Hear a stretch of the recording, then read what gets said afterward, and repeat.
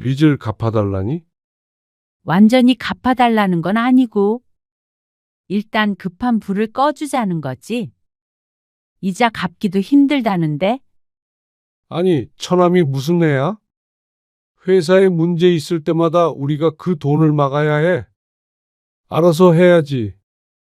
그 정도도 못 갚는데 어떻게 사업을 해? 그리고 얼만지는 몰라도 우리가 큰돈 나올 때가 있어. 당신 퇴직금을 좀 못 당겼으나? 아니면 주택담보대출이라도? 일만 잘 마무리되면 금방 갚을 수 있대. 가족끼리 도울 수 있는 건 도와야지. 대출은 절대 못 받아. 그러면 일단 매달 나가는 이자만이라도 좀 도와주자.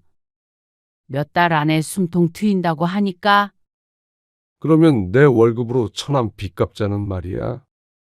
여보, 이제 알겠다. 당신은 그냥 장녀 노릇하고 살아. 내 아내. 얘나 엄마.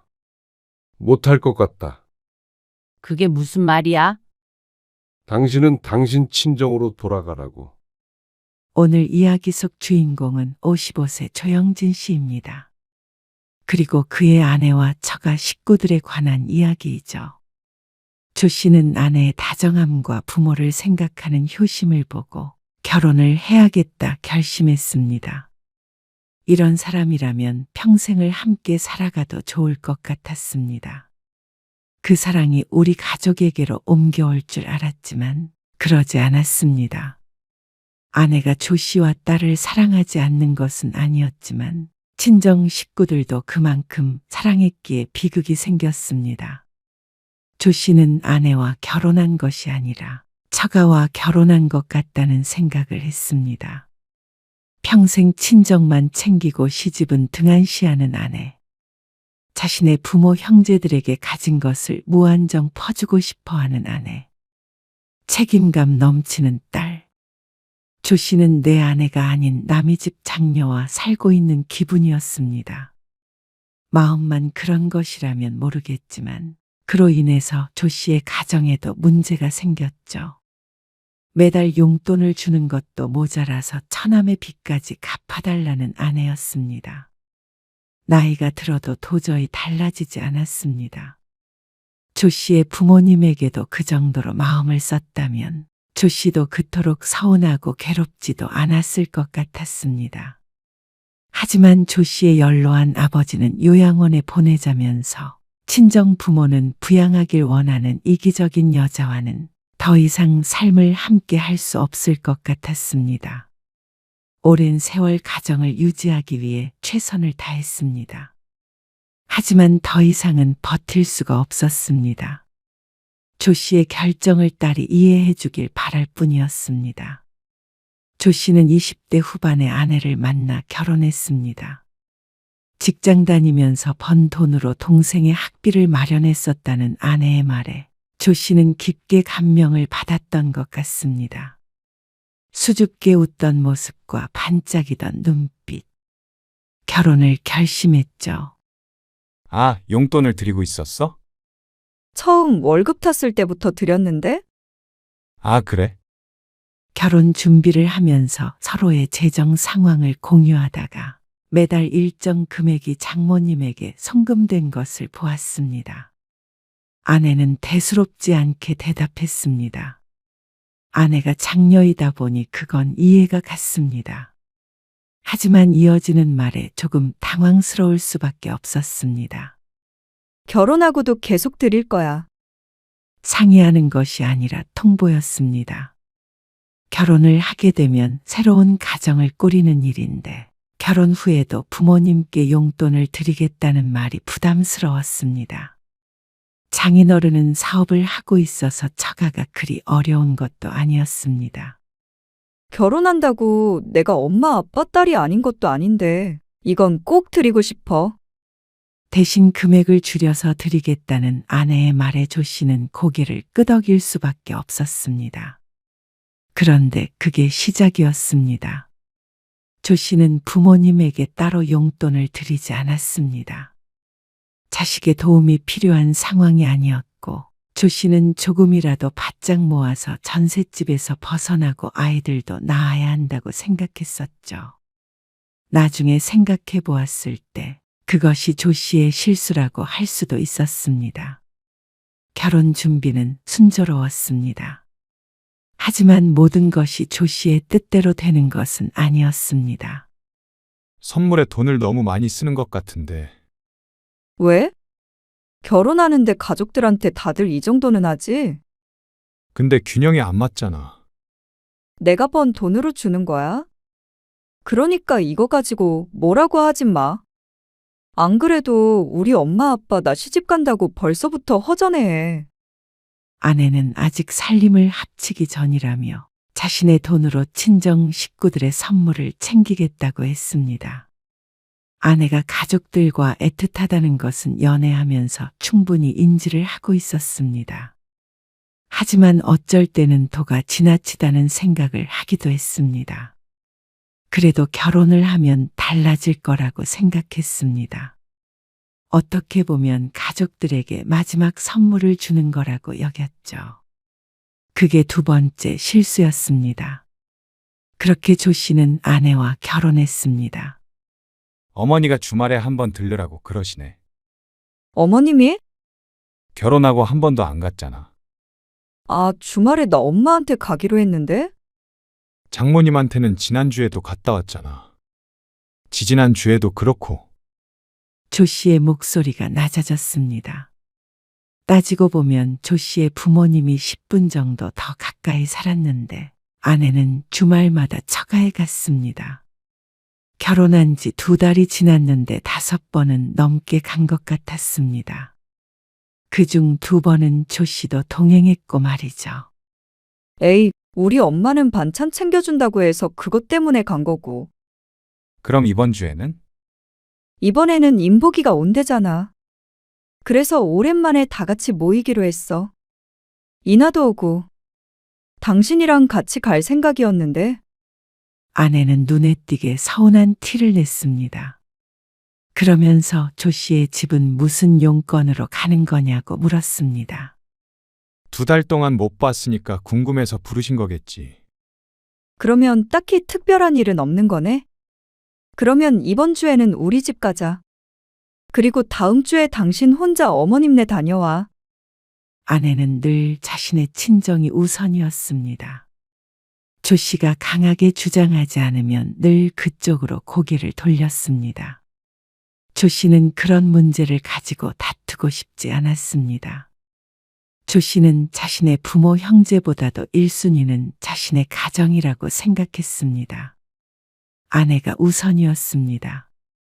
그러니까 아내의 뜻을 따르는 쪽을 택했죠. 그게 평화로웠습니다. 조 씨의 부모님은 서운하다고 하지는 않았습니다. 그 속이야 어찌됐건 너희 둘이 잘 살면 된다 하셨죠. 하지만 그런 배려가 있으면 아내도 균형을 맞추려고 노력해야 하는데 그러질 않았습니다. 오히려 조 씨가 처가를 우선시하는 게 당연하다는 듯이 굴었습니다. 여보, 당신 회사에 우리 인복이 자리 좀 마련해 줄 수 없나? 처남. 우리 회사에. 우리 인복이 알잖아. 지금 집에서 놀고 있대. 또. 처남은 아내와 나이 차이가 조금 있었는데 자꾸만 직장을 옮겼습니다. 사업을 한다고 했다가 직장에 다니다가 다시 말해 백수나 다름없었죠. 그리고 조 씨는 인사과에 있었습니다. 하지만 그게 아무나 마음대로 회사에 취직시켜 줄 수 있다는 뜻은 아니었습니다. 그만한 힘도 없었고 말이죠. 우리 회사가 그렇게 작은 회사도 아니고. 내 마음대로 그렇게 안 되지. 한 번 말이라도 해봐. 누구한테 말해보라는 거야. 말이 되는 소리를 해. 처남 위에서 매형이 그 정도도 못해? 체면 때문에 그래? 체면 문제가 아니라 그렇게 할 수가 없다고. 그게 가능했으면 진작에 내 동생부터 취직시켰지. 조 씨의 남동생도 오랫동안 취업 준비를 하다가 최근에 공무원이 됐는데 아무나 취업시켜줄 수 있었으면 남동생도 힘들게 공무원이 되지 않았을 것이었죠. 하지만 그 일로 아내는 조 씨에게 토라져서 한동안 말도 안 했습니다. 어처구니가 없어서 싸울 마음도 들지 않았습니다. 그리고 한 달쯤 뒤 장인어른과 장모님 조 씨의 집에 일주일간 머물게 되었습니다. 집에 물이 새서 수리를 해야 하는데 그 일이 자꾸만 지연되는 바람에 어쩔 수가 없었습니다. 그리고 그 과정에서 조 씨의 의견은 별로 들어가지 않았습니다. 괜히 조서방 불편하게 하네. 아닙니다. 임복이 집으로 갈 걸 그랬어. 아니에요. 편히 계세요. 불편한 건 물론 맞았지만 그래도 자식된 입장에서 부모가 머무르다 가는 걸 거절할 수는 없었습니다. 당연한 일이라고 생각했습니다. 하지만 이튿날 장모님이 아내와 비슷한 말을 하는 것을 듣고는 피로감이 들었습니다. 회사에 자리 좀 없어? 장모님, 차라리 장인어른 회사에 취직시키시면 되죠.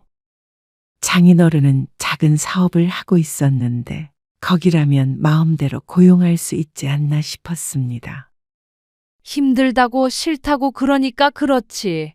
지금 걔 일 시킬 만큼 회사 상황이 좋은 것도 아니고. 몸 쓰는 일이 많다며 조서방처럼 펜대 굴리면서 편히 일했으면 한다는 장모님에게 할 수 있는 말이 없었습니다. 아내처럼 집요하게 부탁하지는 않았어도 충분히 부담스러웠습니다. 그래도 우리 딸내미랑 이렇게 지내니까 좋네. 나중에 더 나이 들면 같이 살면 좋겠어. 어느 날 장모님이 농담처럼 말을 했고 아내는 웃으며 대답했습니다. 그래. 나중에 더 나이 들고 아프면 같이 살아요. 진심이 듬뿍 담긴 것 같았습니다. 일주일 만에 돌아가긴 했지만 그동안 조 씨는 장인장모의 등살에 괴로운 나날을 보냈습니다. 아내는 눈치를 보고 있는 남편보다도 친정 부모가 항상 우선이었습니다. 부모를 각별히 위한다는 건 알고 있었지만 같이 지내면서 겪어보니 머리로 알고 있는 것과는 다른 문제였습니다. 그 뒤로 조 씨 부부는 딸을 하나 낳았습니다. 맞벌이를 했기에 아이를 돌봐줄 사람이 필요했는데 그 역할은 또 장모님이 아닌 조 씨의 어머니였습니다. 당신도 알잖아.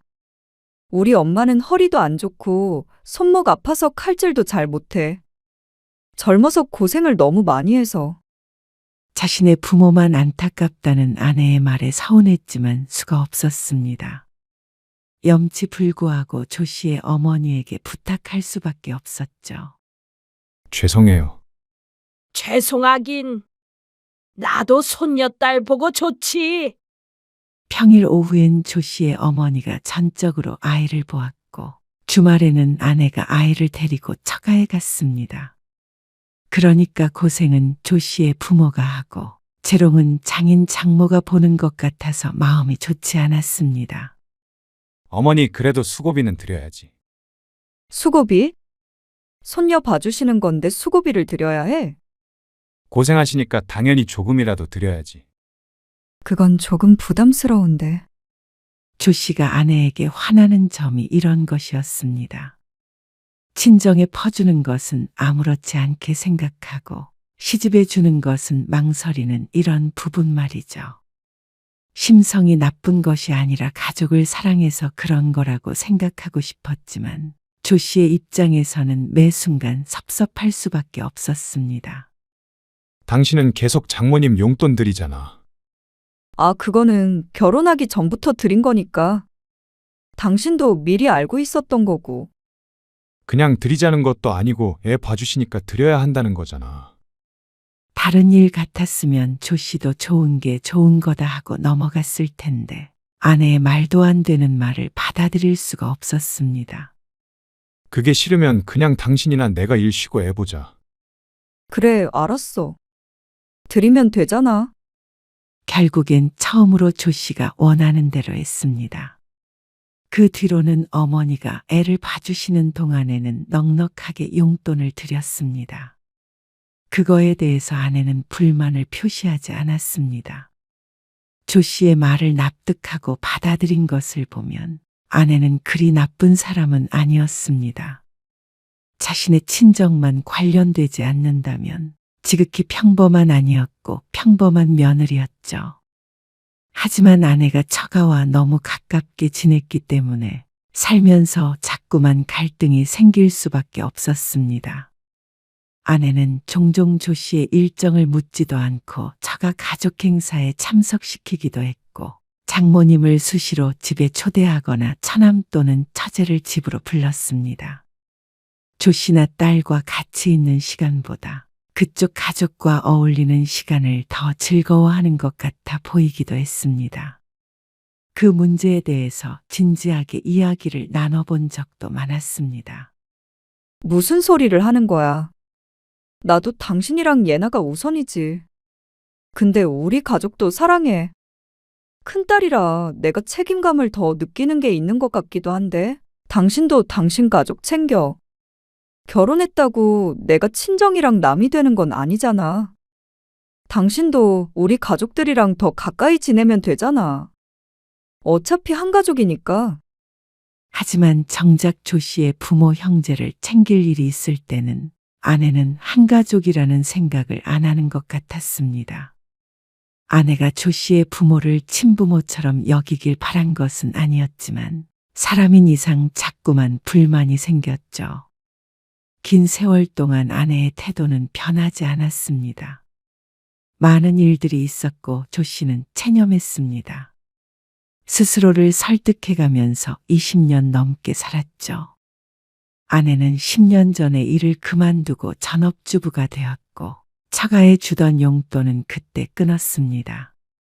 그러다가 장인어른이 세상을 떠났습니다. 사업체를 운영했지만 늘 부진했고 어찌저찌 이끌어오고 계셨던 것 같았는데 돌아가시고 보니 더는 운영이 힘들 정도의 상황이었습니다. 그런데 그걸 처남이 이어받겠다고 나섰습니다. 빚도 있다면서. 재고는 다 어떻게 한다는데? 인복이가 그래도 왔다 갔다 하면서 아빠 일 많이 도왔잖아. 잘 해볼 수 있대. 일단 급한 것부터 해결하면. 조 씨는 아내의 말에 걱정이 앞섰습니다. 처남은 40대 중반이 넘어갈 때까지 사실상 반백수처럼 살았습니다.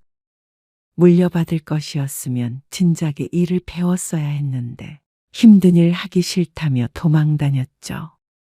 그런데 그런 처남이 어떻게 갑자기 장인어른의 사업을 물려받을 수 있을지 의문이었습니다. 그리고 그 사업이라는 것도 당장 망해도 이상하지 않을 상황이었는데 말이죠. 조 씨의 우려처럼 처남은 잘 해내지 못했습니다. 장모님이 주택담보대출까지 받아가며 도왔지만 경기도 나빠지는 바람에 거래처가 줄고 매출이 떨어졌습니다. 늘어나는 건 수입이 아니라 빚뿐이었죠. 결국 한계에 부딪혔습니다. 그리고 적자를 메운 건 아내였습니다. 여보 미안한데 이번 달만 좀 도와주자. 애초에 큰 규모의 회사가 아니었습니다. 직원도 얼마 없었는데 그런데도 직원들 월급을 주고 나면 남는 게 하나도 없었습니다. 그러다 보니까 자꾸만 그쪽으로 돈이 샜습니다. 장모님도 도와주는 것 같았지만 조 씨의 아내가 더 큰 책임감을 느끼고 있는 것 같았습니다. 안 되면 얼른 정리하는 게 좋을 것 같아.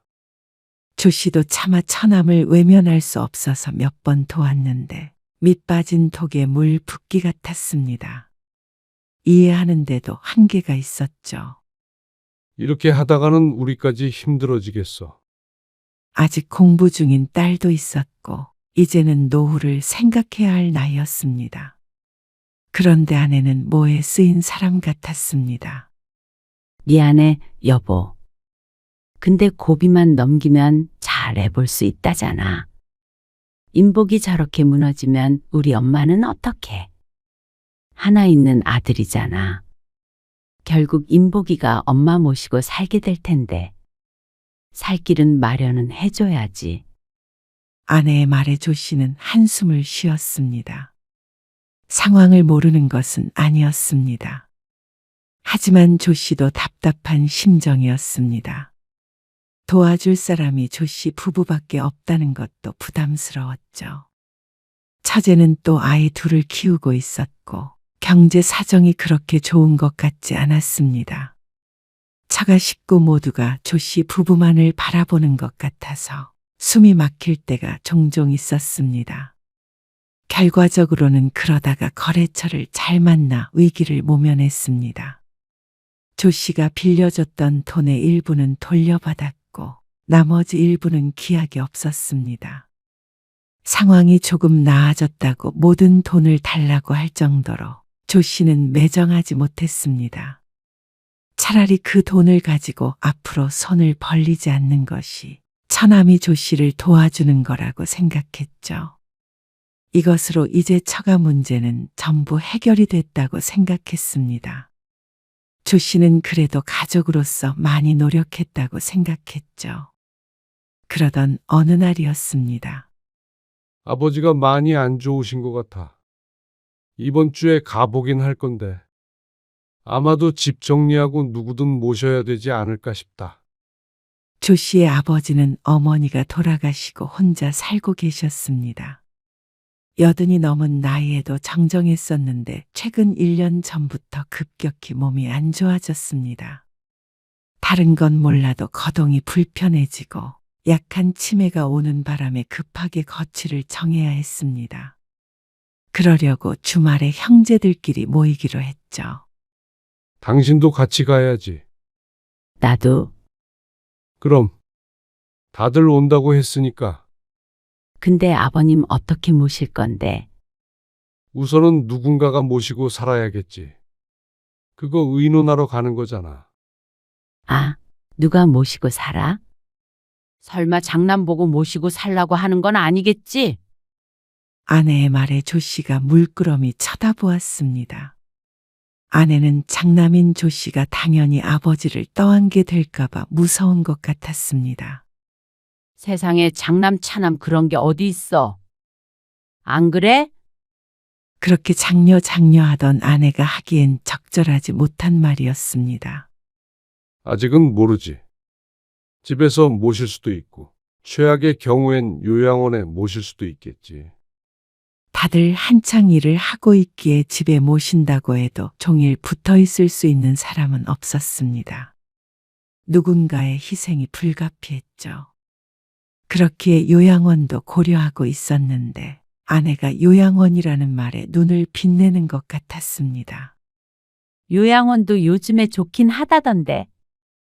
일단 의논을 해봐야 해. 아버지 상태도 보고. 조 씨는 기분이 상했지만 애써 마음을 감췄습니다. 아직 뭐가 결정된 것은 하나도 없었으니 말이죠. 그리고 주말에 조 씨 부부는 아버지의 집으로 향했습니다. 그리고 다른 형제들도 도착했습니다. 일단 요양원은 너무 이른 것 같아. 아버지 상태도 그렇게 나쁘지 않은 것 같고. 그건 조 씨의 생각과 같았습니다. 일단 형제들끼리 돌아가면서 모시는 게 어때? 한 사람만 하는 것도 좀 부당한 것 같기도 하고. 아버지 언제 돌아가실지 모르니까. 그래. 그렇게 하는 게 좋겠다. 그러다가 정 안 되겠으면 다시 의논해보자. 간병인을 구하는 방법도 있고. 그러자 다들 고개를 끄덕였는데 단 한 사람. 조 씨의 아내만 표정이 어두웠습니다. 결론이 났다고 생각하고 있는데 아내가 불쑥 말을 꺼냈습니다. 근데 자꾸만 환경이 바뀌는 것도 아버님한테 별로 안 좋을 것 같은데. 그렇다고 한 사람만 모실 수는 없죠. 다 각자 상황이 있는데. 그러니까요. 아버님한테도 안정적인 환경이 필요하지 않겠어요? 거동이 불편하신 거면 누군가 계속 옆에 있어야 한다는 거잖아요. 그땐 간병인을 써보면 되죠.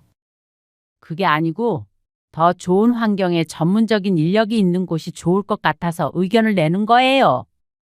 당신 말은 그러니까. 요양원에 모시자고요? 당장이요?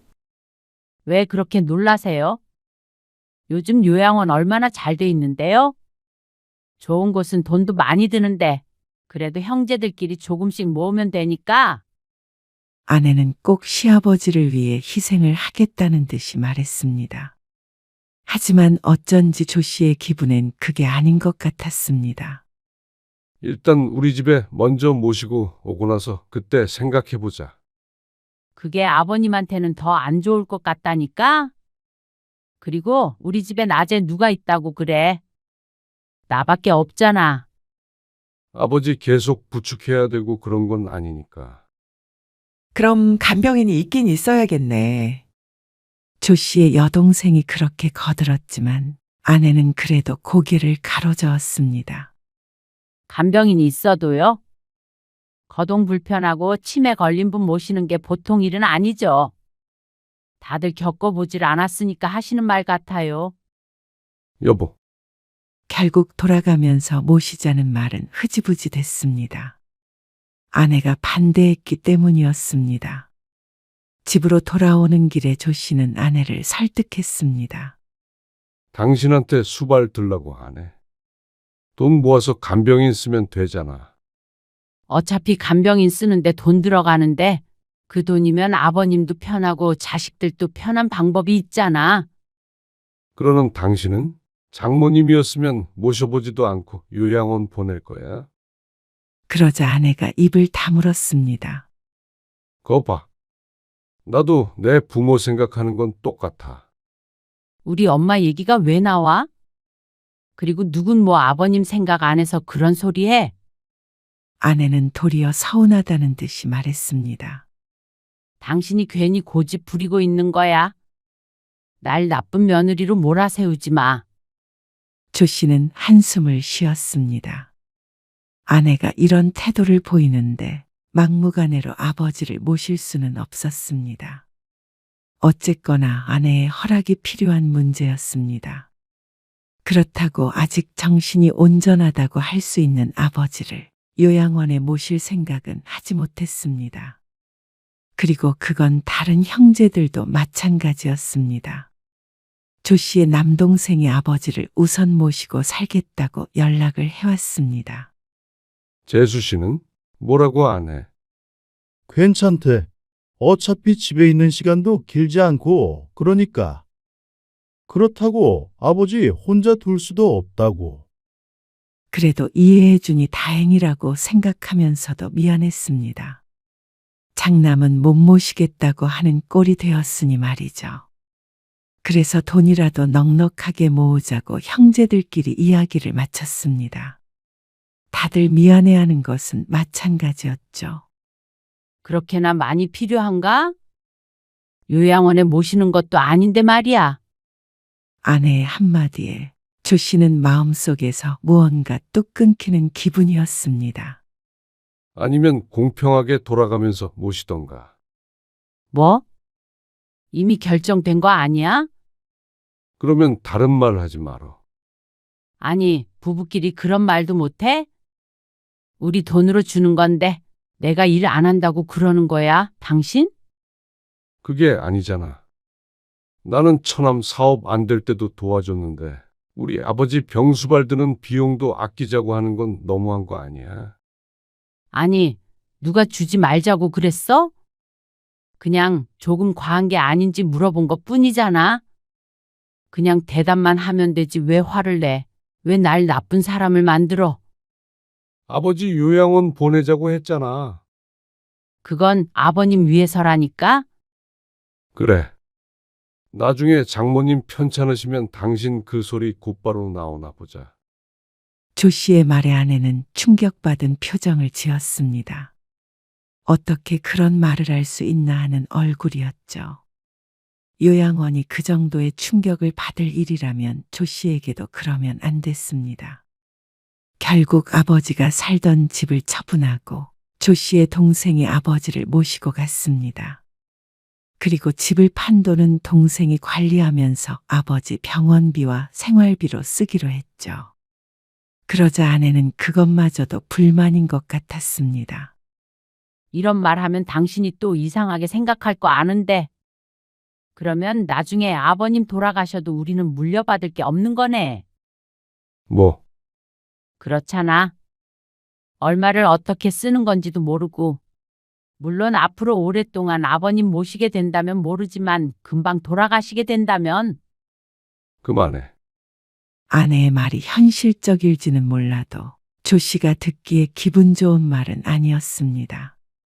그것도 아내가 아버지 모시는 것에 반대한 상황에서는 말이죠. 조 씨가 처가에도 해준 게 없다면 서운할 문제는 아니었습니다. 배우자의 부모를 모시고 산다는 게 단순한 일이 아니었으니 말이죠. 하지만 조 씨는 같이 살지 않았다 뿐이지 아내와 살면서 평생 처가에 헌신했습니다. 금전적인 부분은 말할 것도 없었고 말이죠. 그런데 금방 돌아가실게 돈 때문에 걱정된다는 아내가 그럼에도 불구하고 잠깐도 모시고 살 수 없다고 한 것이 화가 났습니다. 명절을 제외하고는 조 씨의 부모에게 잘하려는 노력은 한 적도 없었던 아내였으니 더욱더 그랬습니다. 장남 남편 대신에 시동생이 모시고 산다고 하면 고마워해야 할 텐데 시동생이 돈을 다 가져갈까봐 전전긍긍 하는 것 같아서 어쩐지 정이 떨어지는 것 같았습니다. 거봐. 당신이 뭐라고 할 줄 알았어. 근데 아닌 건 아닌 거잖아. 반대로 우리 부모님 문제였어도 당신도 똑같은 말 하지 않았을까? 물론 아내가 무슨 말을 하는지 알고 있었습니다. 하지만 부모를 떠맡기는 주제의 돈은 공동으로 관리하자고 할 수도 없는 노릇이었고 나눠 갖자고 할 수도 없었습니다. 양심이 있다면 말이죠. 불만이 있으면 아버지 우리가 모시고 오면 돼. 그러자 아내는 입을 다물었습니다. 친정에 관련된 일이라면 뭐든 발벗고 나서는 아내가 시집 문제라면 선이 확실했습니다. 알고는 있었지만 이번 일로 더욱 확실히 아내에 대해서 알게 되었습니다. 다행히 아버지는 동생의 집에서 적응을 잘했습니다. 건강이 더 나아진 것 같다는 연락도 받았습니다. 아버지가 둘째 조카의 대학 등록금을 내줬다는 말을 듣고 아내는 또 입을 삐죽거렸습니다. 하지만 조 씨가 화냈던 일을 기억하기에 따지지는 않았죠. 하지만 조 씨는 다시금 아내에게 실망할 수밖에 없었습니다. 아버지 문제가 일단락되고 몇 달이 지났을 때였습니다. 아내가 저녁 식사 자리에서 조심스럽게 말을 꺼냈습니다. 여보, 부탁할 게 있는데. 조 씨는 젓가락을 내려놓았습니다. 아내가 부탁할 게 있다고 말할 때는 대부분 처가와 관련된 일이었습니다. 뭔데? 엄마 있잖아. 생활비가 부족한 것 같아. 이번 달만 150만 원만 도와주면 안 될까?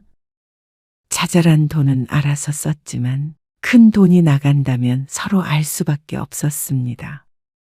그러니까 아내는 미리 조 씨의 허락을 구할 수밖에 없었는데 부탁이라기보다는 통보에 가까웠습니다. 당연히 들어줄 거라고 생각하고 묻는 것이니 말이죠. 150만 원? 조 씨는 귀를 의심했습니다. 그동안 처가에 크고 작게 도움을 주곤 했지만 생활비를 대놓고 요구한 건 처음이었습니다. 처남 사업이 어려워서 돕는 것과는 또 다른 문제였습니다. 이달에 없는 생활비가 다음 달에도 있을 리가 없었습니다. 다음 달에는 어떻게 하고? 인복이가 있잖아. 처남이?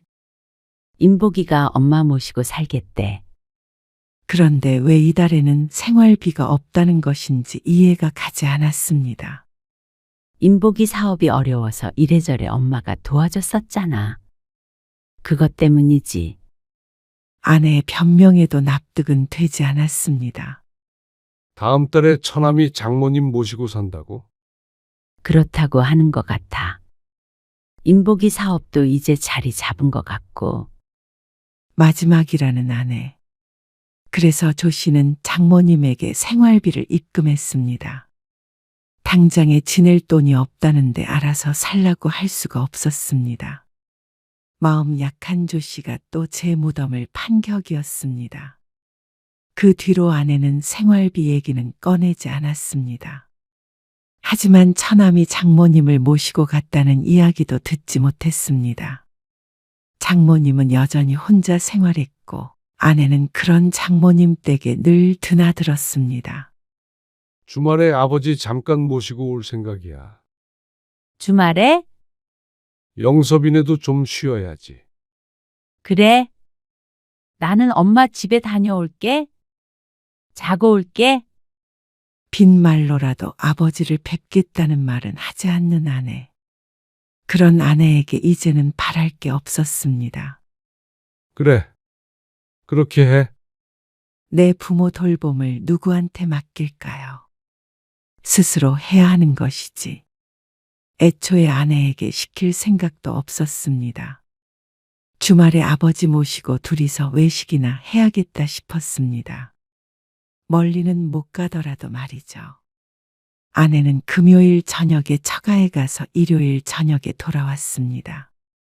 아버지를 동생네 모시고 드리고 나니까 집에 와 있었죠. 그런데 친정에서 푹 쉬고 왔으면 기분이 좋아야 하는데 어쩐지 얼굴이 어두웠습니다. 여보. 이번에 임복이네도 왔거든. 또 모임했어? 형제들끼리 장모님 댁에 자주 모이는 걸 알고 있길래 대수롭지 않게 물었습니다. 그런데 미리 약속된 일은 아니었던 듯 했습니다. 그게 아니고 지금 임복이네가 좀 힘든가 봐. 뭐가? 사업 잘 되고 있는 거 아니었어? 그러자 아내가 심각한 어투로 말했습니다. 거래처가 갑자기 여러 군데가 끊겼는데 그것 때문에 지금 정신이 없는 것 같아. 어쩌냐? 하지만 처남이 조 씨의 회사 일을 도울 수 없듯이 조 씨도 처남이 하는 일에 도움을 줄 수 있는 부분이 없었습니다. 그런데 아내의 생각은 달랐던 모양이었습니다. 빚을 당장 좀 갚아야 한다는데. 빚? 조 씨는 사업은 잘 몰랐습니다. 빚이 어떻게 해서 생겨난지도 잘 몰랐죠. 하지만 중요한 건 그 빚을 잠시 조 씨가 갚아달라는 말을 듣고는 놀랄 수밖에 없었습니다. 빚을 갚아달라니? 완전히 갚아달라는 건 아니고 그러면 그게 무슨 말인데? 일단 급한 불을 꺼주자는 거지. 이자 갚기도 힘들다는데. 아니, 처남이 무슨 애야? 회사에 문제 있을 때마다 우리가 그 돈을 막아야 해. 알아서 해야지. 그 정도도 못 갚는데 어떻게 사업을 해? 그리고 얼만지는 몰라도 우리가 큰돈 나올 때가 있어. 당신 퇴직금을 좀 못 당겼으나? 아니면 주택담보대출이라도 일만 잘 마무리되면 금방 갚을 수 있대. 그 말을 어떻게 믿어? 제발 여보, 좀 내버려둬. 알아서 하게. 어떻게 알아서 하게도? 가족끼리 도울 수 있는 건 도와야지. 대출까지 받아가면서 빚 갚아달라는 게 정상이야. 아예 달라는 거 아니라니까? 갚을 거야. 지난번에 줬던 돈은? 그거는 당신이 돌려주지 말라고 했잖아. 돌려줄 생각도 없었잖아. 조 씨도 열이 받아서 말을 받아쳤습니다. 조 씨가 계속 아내가 하는 대로 하니까 생각이 없는 줄 아는 모양이었습니다. 제발 좀 그만 퍼줘. 우리는 안 살 거야. 예나는 결혼 안 시킬 거야. 어떻게 우리가 장모님이랑 처남이랑 처제까지 챙기면서 살아. 20년이 넘는 세월이었습니다. 그 정도 했으면 장녀 노릇은 충분히 하지 않았나 싶었습니다. 당신 어떻게 그렇게 말해? 내 가족이기도 하지만 나랑 결혼했으면 당신 가족이기도 하잖아. 그 말에 조 씨는 실소할 수밖에 없었습니다. 어떻게 사람이 이렇게 자기 생각밖에 안 하는지 몰랐습니다. 이건 조 씨에게 서운해할 것이 아니었습니다. 그럴 거라면 지난날의 조 씨의 아버지 문제로 반대하질 말았어야 했습니다. 정말로 가족이라고 생각했다면 말이죠. 그러면 나만 처남이랑 가족이고 당신은 우리 식구들이랑 남이야? 그게 도대체 무슨 논리야? 아버지 간병비 내는 것도 아까워하던 당신이 지금 처남 사업자금을 대출받아서 달라고 해? 말로 하니까 더 이상하게 들렸습니다. 비정상적이었습니다. 아마 둘의 입장이 반대였다면 아내는 노발대발 했을 것이었습니다. 우리가 처가에 보낸 돈이 그동안 얼만 줄이나 알아? 그건 사업을 접고 취직을 하든지 아니면 파산 신청을 하든지 근본적으로 해결책을 찾아야지 계속 우리한테 손을 벌리면 어쩌자는 거야. 아내의 얼굴이 붉어졌습니다. 대출은 절대 못 받아.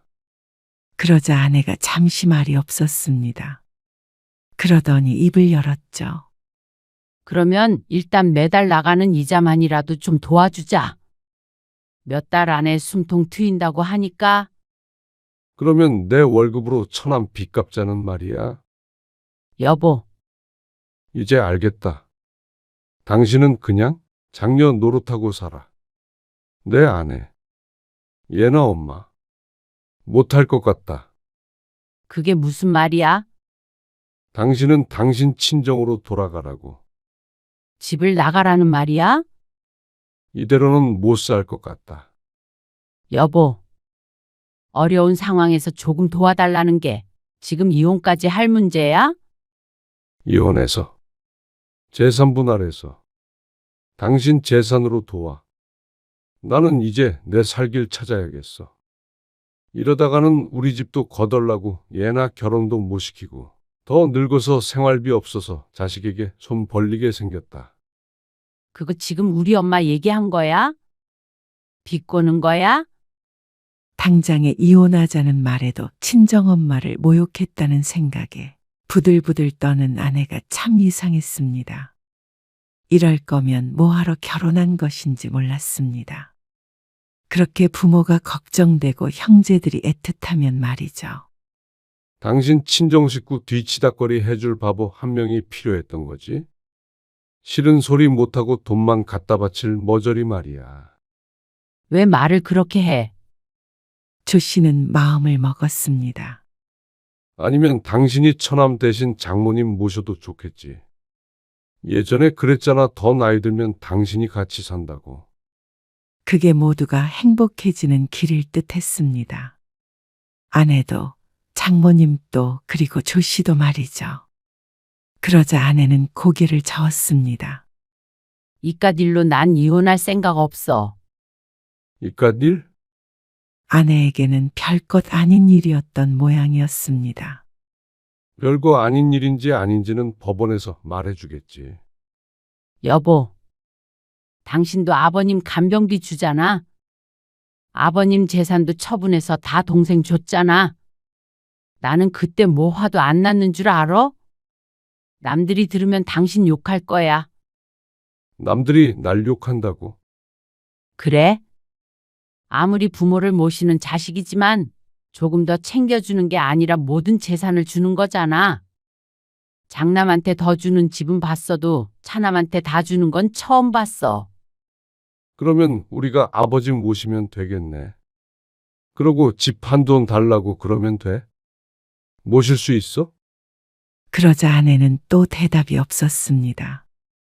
대답이 없어도 대답을 들은 것이나 마찬가지였습니다. 조 씨는 말을 하면서도 점점 마음을 굳혔습니다. 아버지에게도 죄송스러웠고 동생이나 다른 형제에게도 미안했습니다.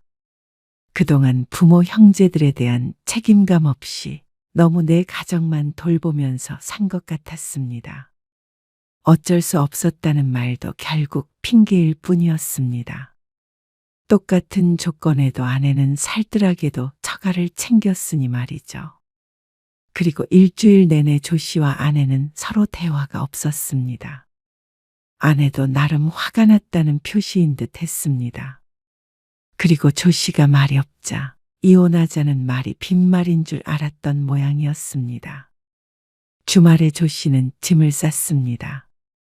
당장 필요한 옷가지와 세면도구를 가방에 넣었죠. 집을 나서려고 하자 아내가 뒤따라오며 말했습니다. 어디 가려고 그래? 여보, 일단 나가서 지낼게. 이렇게 같이 지내는 건 의미가 없을 것 같다. 서로 생각 정리하자. 나는 정리할 생각 없어. 나가지 마. 나가면 나 당신 용서 안 해. 조 씨가 그런 아내를 바라보았습니다. 얘기 좀 해. 조 씨는 현관문을 열고 나서며 한마디를 남겼습니다. 변호사 통해서 연락할게. 조 씨를 부르는 아내의 목소리가 들렸지만 무시했습니다. 조 씨는 우선 회사 근처 원룸을 얻었습니다. 좁았지만 오히려 마음이 편했습니다. 20몇 년 만에 혼자가 된 것이었습니다. 첫날 밤, 좁은 침대에 누워 천장을 바라보았습니다. 적막했습니다. 하지만 머릿속이 복잡해서 외롭다는 생각은 들지 않았습니다. 그날 이후 아내에게서 연락이 쏟아졌습니다. 문자와 전화가 하루에도 수십 번씩 왔습니다. 그리고 그 사이에 조 씨는 변호사를 만났습니다. 여보, 집으로 돌아와. 인복이 사업 문제는 없던 일로 할게. 알아서 하라고 할게. 그러면 되잖아. 그런다고 다 해결되는 것이 아니었습니다. 처남의 문제는 수많은 문제 중에 하나였으니 말이죠. 근본적으로 해결해야 할 것은 아내의 생각이었습니다.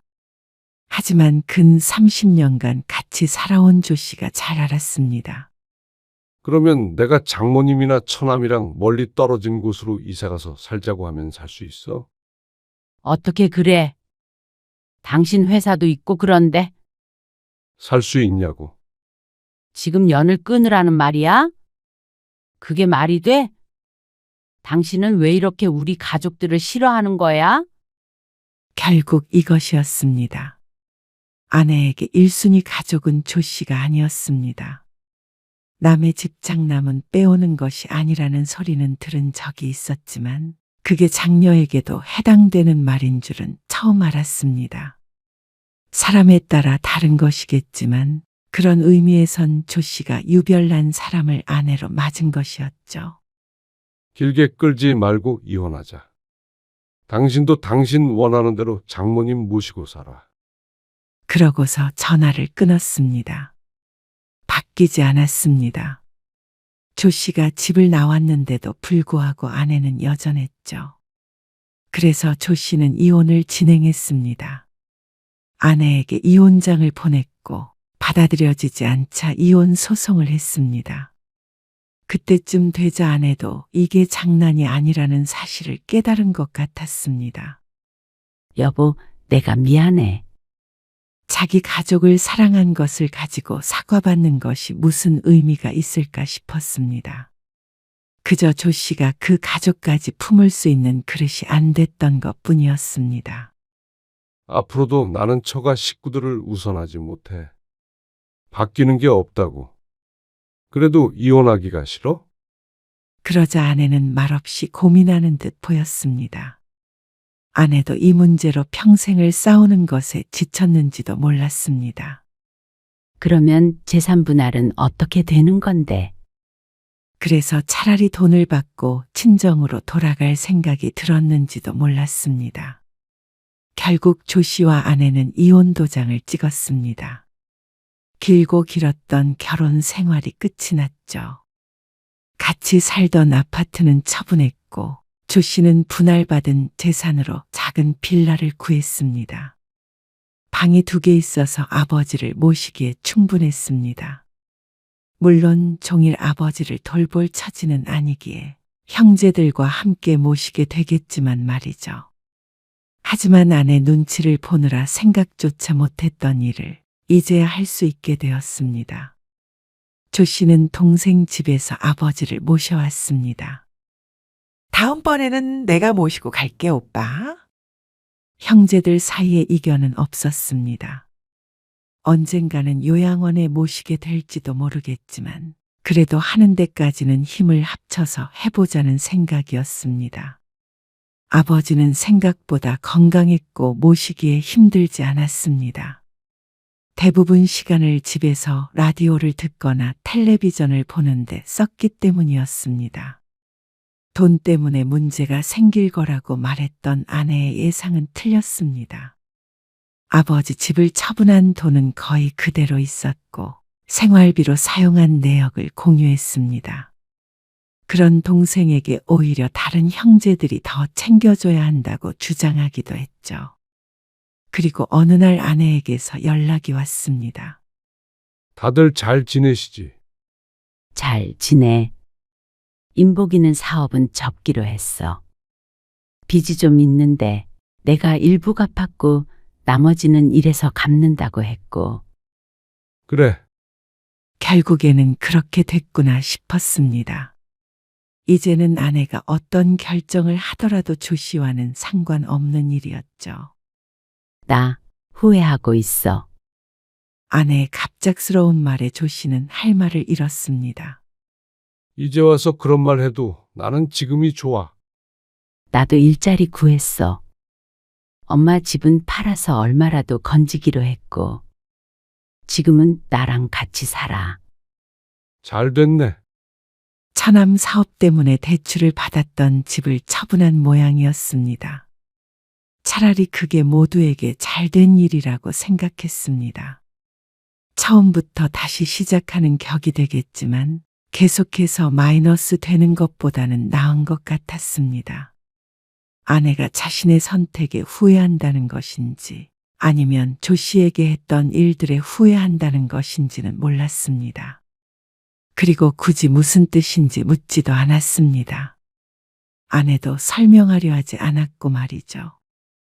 그렇게 싱거운 대화는 끝이 났고 전화는 끊어졌습니다.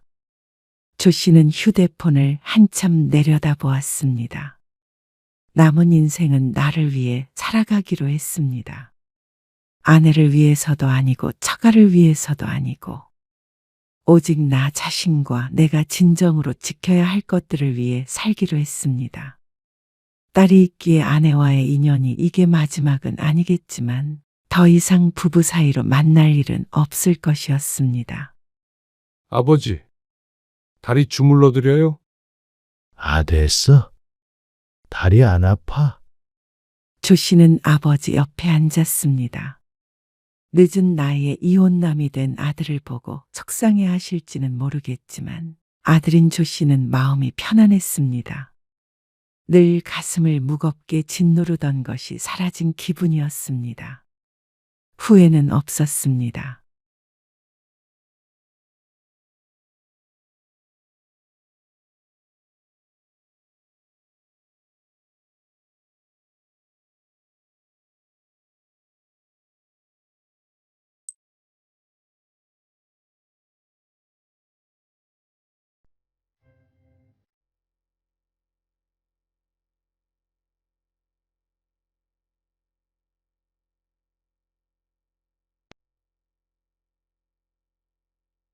나쁜 년. 어머님, 애들 아빠 제삿날이에요. 그러니까 내가 제정신으로 있겠어. 제발 그만하세요. 애들 아빠 암 걸려서 떠난 것도 다 제 탓이에요? 뭐야? 그럼 내 탓이냐? 내가 나가 죽어야지. 내 아들 따라 죽어야지. 내가 죽으면 너도 데리고 갈 거야. 할머니, 그만하세요. 남편 잡아먹은 년. 어머님, 말도 안 되는 소리 하지 마세요. 미나 아빠 죽음에 책임이 있다면 암은 유전이니까 어머님 책임이죠. 뭐라고? 내 아들 대신 네가 죽었어야지. 할머니, 이거나. 오늘 이야기 속 주인공은 53세 박경희 씨입니다. 그리고 그녀의 시어머니에 관한 이야기이죠. 그녀는 오랫동안 시어머니와 함께 살았습니다. 20년이 넘었죠. 그리고 남편이 죽고 난 뒤에도 마찬가지였습니다. 박 씨가 시어머니에 대한 대단한 효심이 있어서는 아니었습니다. 박 씨가 아니라면 시어머니가 오갈 데가 없어서였죠. 남들은 착한 며느리라며 칭찬했지만 박 씨는 전혀 착하지 않았습니다. 시어머니와 함께 지내는 삶이 행복하지 않았습니다. 속으로는 골백 번도 더 후회했고 하루에도 수십 번 시어머니와 떨어져 살고 싶었습니다. 죽었어도 내 남편의 어머니이고 내 딸들의 친할머니였기에 죽지 못해 사는 것뿐이었죠. 하지만 그것도 한계가 있었습니다. 박 씨의 인내심은 여기까지였습니다. 남편의 제삿날에 시어머니가 박 씨의 머리채를 잡은 그날, 박 씨는 결심했습니다. 여든이 넘은 시어머니를 쫓아내기로 말이죠. 박 씨는 24세 남편을 만났습니다. 3살 연상의 남편은 헐칠하고 심성이 고와 인기가 많은 남자였습니다. 대학을 나와 번듯한 직장이 있었고 말이죠. 반면에 박 씨는 고등학교 졸업 후에 곧바로 일을 하기 시작했습니다.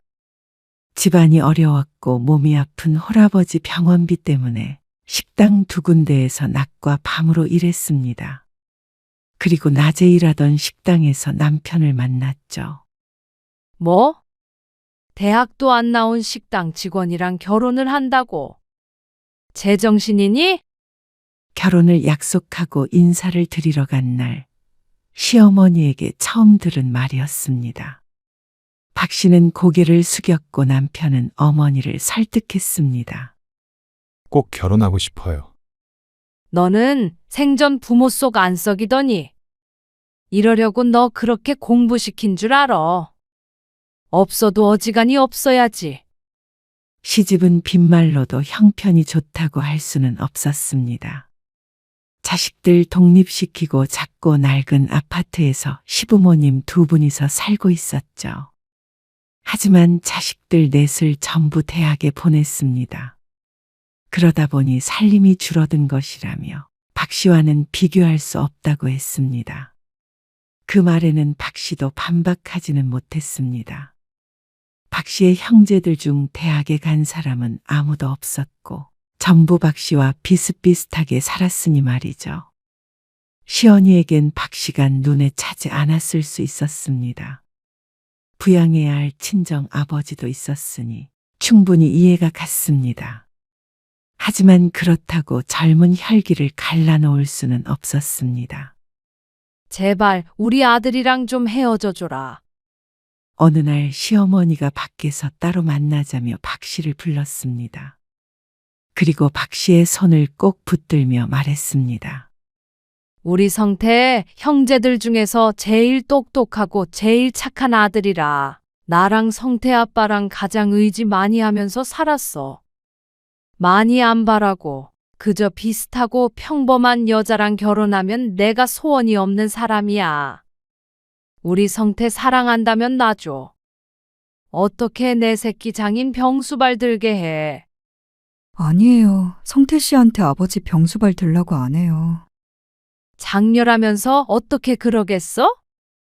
시어머니의 말에 박 씨는 대꾸하지 못했습니다. 내가 이렇게 부탁해. 나쁜 감정은 없어. 그냥 내 아들을 사랑하니까 부모로서 좀 더 잘 살았으면 하는 심정인 거야. 이해하지? 성태 마음 약해서 먼저 헤어지자는 말도 못해. 그러니까 네가 먼저 놔줘라. 그 간절했던 부탁을 들어주지 않아서였을까요? 박 씨는 반대에도 불구하고 결혼식을 올린 그날 이후부터 평생 미움을 받아야 했습니다. 네가 기어이.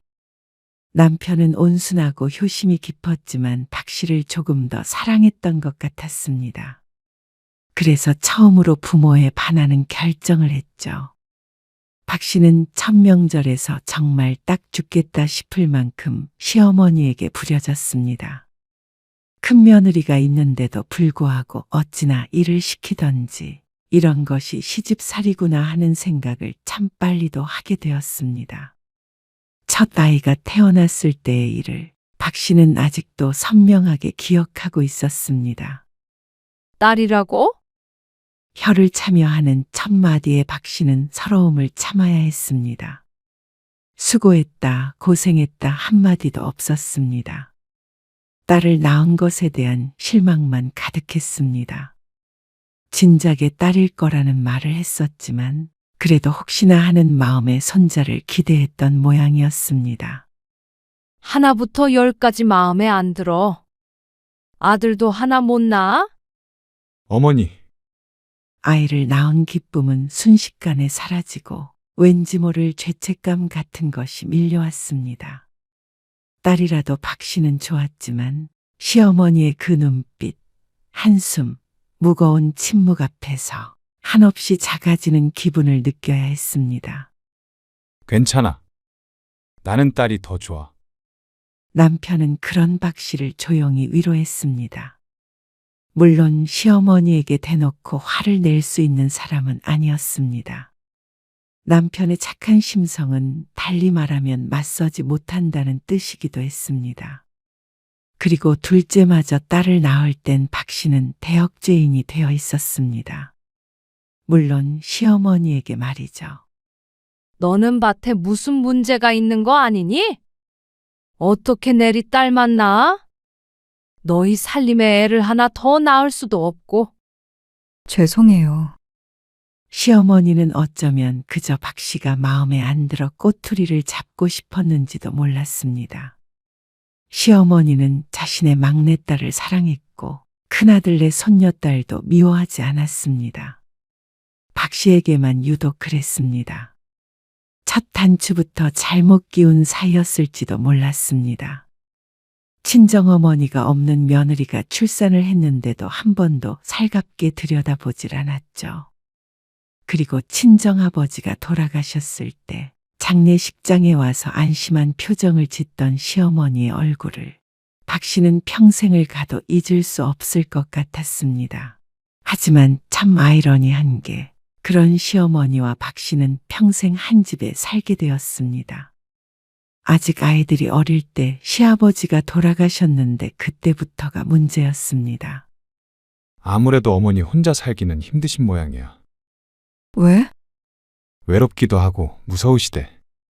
자식들하고 같이 살고 싶으시다는데. 그런데 왜 우리 집이야? 형님은? 알잖아. 사업 때문에 상황이 안 좋은 거. 도련님은? 아가씨는? 셋째는 애가 셋이야. 집도 좁고. 막내는 이제 막 신혼살림 차렸잖아. 그리고 사위 불편해서 싫으시대.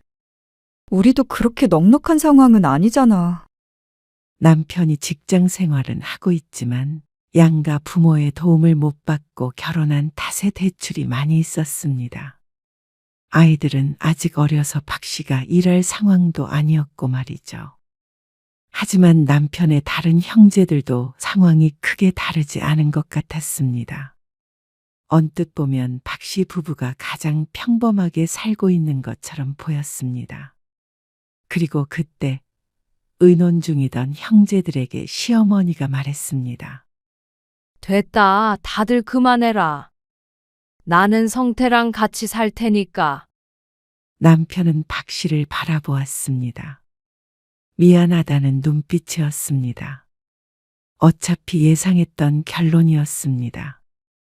형제들 중에서 가장 상황이 나은 건 사실이었고 남편이 시어머니를 그냥 둘 위인이 아니라는 걸 알고 있었으니 말이죠. 결국엔 박 씨 부부가 시어머니를 모시고 살게 됐습니다. 어차피 같이 살기로 했으니 박 씨는 진심으로 시어머니와 잘 지내보려고 마음먹었습니다. 시아버지 돌아가시고 무척 외로워하셨으니 잘 모셔야지. 그렇게 다짐했습니다. 그리고 합가한 직후엔 박 씨의 그런 바람이 통했는지 예전처럼 대놓고 구박하지는 않았습니다. 아무래도 자식 집에 얹혀 산다는 것에 대한 미안함이 있었던 것 같았습니다. 너는 꼭 남편한테 일을 시키고 싶니? 네? 아니, 일하고 와서 피곤한 가장한테 쓰레기 버리고 오란 소리가 입 밖으로 나와? 아, 저도 일을 하니까 같이 하려고. 남자가 할 일이 따로 있고 여자가 할 일이 따로 있는 거야. 그리고 네가 일한다고 남자보다 많이 벌어? 그건 아니고요. 박 씨는 아이들이 조금 크니 다시 식당에 나갔는데 그게 못마땅한 것 같았습니다. 시간이 지나자 착한 아들을 등에 업고 박 씨를 구박하기 시작했습니다. 같이 살다 보니 자꾸만 마음에 안 드는 것들이 눈에 밟히는 것 같았습니다. 처음엔 사소한 것들이었습니다. 박 씨가 만든 음식에 싱겁다, 짜다 하는 말들이 붙기 시작했습니다. 청소를 해도 텔레비전 뒤쪽까지 손으로 훑어서 먼지를 찾아내기도 했죠. 그런 시어머니의 행동에 박 씨는 지쳐갔습니다. 그러던 어느 날 남편이 쓰러졌습니다. 일을 하다가 병원에 실려갔는데 시어머니는 그걸 박 씨의 탓이라고 여겼습니다. 평범하게 같이 직장 다녔으면 우리 성태가 이렇게 무리해서 일을 했겠느냐고. 어머님, 지금 상황에서 저한테 그런 말이 하고 싶으세요? 두 눈 똑바로 뜨고 어디서 대들어? 내 아들은 너 안 만났으면 더 번듯하게 살 수 있었어. 그러면 내조라도 잘했어야지. 너는 성태 쓰러질 때까지 뭐 한 거야? 어? 어머니, 그만하세요. 그냥 과로예요. 그러니까 왜 네가 과로를 해야 하냐고. 내가 정말 속상해서 못 살아. 시어머니는 화를 내더니 눈시울이 빨개졌습니다. 그 모습에 박 씨는 제대로 된 대꾸도 하지 못했습니다. 내 자식이 쓰러졌다면 박 씨도 서글펐겠죠. 물론 그렇다고 며느리를 잡는 시어머니의 행동이 잘못됐다는 건 알았습니다. 하지만 뭐라고 한들 시어머니에게 들릴 리 없다는 것도 잘 알고 있었죠. 다행히 남편은 이틀 뒤 퇴원을 했습니다. 그렇지만 한번 미운 털이 단단히 박히자 시어머니의 구박은 심해져만 갔습니다. 이제 아들 앞에서도 노골적으로 박 씨를 깎아내렸죠. 내가 이 나이에 며느리 팬티까지 빨고 있어야겠냐? 아니, 어머님. 제가 그냥 두시라고 말씀드렸잖아요. 집에서 노는 시엄마한테 그렇게 눈치를 주는데 내가 빨래도 안 하고 배겨? 제가 언제 눈치를 줬다고 그러세요? 내가 얼마나 눈치를 보며 사는데? 성태야, 네 마누라가 나를 천덕꾸러기 취급한다. 어머니, 시어머니는 금세 피해자가 되었습니다. 자신이 며느리를 구박하는 것은 있고 며느리가 자신을 푸대접한다고 남편에게 하소연했습니다. 남편은 양쪽 말을 다 듣고 결국 아무 편도 들지 못했습니다. 퇴근 후 집에 돌아가는 발걸음은 늘 무거웠습니다. 일도 힘들었지만 거실에 시어머니가 앉아 있는 것을 보면 가슴에 큰 돌을 얹어 놓은 것 같았죠. 시간이 흘러 박 씨는 식당 일을 그만두고 반찬 가게를 차렸습니다. 그리고 그것도 내 아들이 번 돈을 허튼 곳에 쓴다고 한바탕 난리가 났었습니다. 하지만 가게는 생각보다 잘 됐고 식당 일을 해서 버는 것보다 수입이 괜찮았습니다. 그러니까 남편 등골 빼먹는 며느리 소리는 쏙 들어갔습니다. 박 씨가 구박받는 수많은 것들 중에 하나가 줄었을 뿐이었죠. 그렇게 시간은 훌쩍 흘렀습니다. 딸들은 대학에 진학했고 기숙사에 살면서 주말에 집을 왔다 갔다 했습니다. 지 엄마는 대학 못 나왔어도 애들은 다 대학 갔네. 당연히 가야죠. 남들 다 가는데. 그러는 너는 왜 남들 다 낳는 아들 하나 못 낳았어? 옛날 같았으면 아들도 못 낳는 며느리는 취급도 안 해줬어. 시대를 잘 타고 난 줄 알아. 시어머니는 여전했습니다. 딸들이 집에 있는 시간이 줄자 아침 저녁으로 시어머니와 단둘이 있는 시간이 늘어났습니다. 그만큼 서러운 일도 많았죠. 요즘에는 딸이 최고라잖아요. 뭐? 그리고 박 씨도 나이가 들면서 마냥 눈물만 훔치고 있지는 않았습니다. 미약하나마 가끔씩 말대꾸도 하고 그랬습니다. 미운 정도 정이라고 전보다는 가까워지긴 한 것 같았습니다. 하지만 그런다고 시어머니가 박 씨에게 유해진 것은 결코 아니었습니다. 난데 내가 돈을 놓고 나왔지 뭐야. 네가 와서 계산 좀 해라. 근처야. 박 씨는 반찬 가게를 월요일만 쉬었는데 꼭 그날 약속을 잡고 수시로 박 씨를 불러냈습니다. 주말엔 아들이 쉬어야 하니까 불러내지도 않으면서 말이죠. 아이고, 며느리가 계산도 해주고 데리러 와서 좋겠네. 시어머니는 여기저기 모임이 많았습니다. 선천적으로 외로움이 많은 분이었죠. 좋긴 뭐가 좋아? 싹싹하니 좋구만. 뭘? 내 아들 데리고 살면 당연히 나한테 잘해야지. 딸만 둘이야. 시어머니는 사람들 앞에서도 스스럼 없이 박 씨를 깎아내리곤 했습니다. 박 씨의 얼굴이 벌개졌습니다. 쉬는 날 막무가내로 불려와서 들을 말은 아니었습니다. 하지만 남들 앞이라 박 씨는 오히려 시어머니에게 대꾸도 하지 못했습니다. 한마디라도 꺼냈다가는 남 앞에서 망신을 줬다면서 난리가 날지도 몰랐습니다. 아니, 무조건 뒤집어지겠죠. 그나마 믿을 건 남편뿐이었습니다. 여전히 어머니에게 싫은 소리도 제대로 못하는 남편이지만 적어도 시어머니가 없는 곳에서는 박 씨의 편이었습니다. 당신이 고생이 많아. 미안해. 고생은 무슨. 억울하긴 했습니다. 다른 형제들도 시간이 흐른 만큼 이제는 다들 먹고 살만해졌습니다. 충분히 시어머니를 모시려면 모실 수 있는 형편이었습니다. 큰형님은 자꾸만 실패하던 사업이 성공해서 넉넉해진 지 오래였고 말이죠. 하지만 시어머니는 박 씨가 결혼할 때 했던 말이 맞긴 한 모양인지 둘째 아들과 같이 살고 싶어 했습니다. 그러니까 다른 형제들도 먼저 자기가 모시겠다고 하지 않았습니다. 나중에 내가 다 보상할게. 하지만 남편은 그 약속을 지킬 수 없게 되었습니다. 얼마 뒤에 남편은 암 진단을 받게 되었습니다. 처음엔 가벼운 피로감과 소화불량이었습니다. 퇴근 후 소파에 누워 쉬는 시간이 길어졌고 소화를 잘 못 시켰습니다. 병원에 가보자. 에이, 이 정도로 무슨 병원이야? 그냥 좀 피곤해서 그래. 일도 많고. 남편은 대수롭지 않게 넘겼습니다. 그러다 어느 날 받은 건강검진에서 위암 선고를 받게 된 것이죠. 박 씨는 하늘이 무너지는 기분이 들었습니다.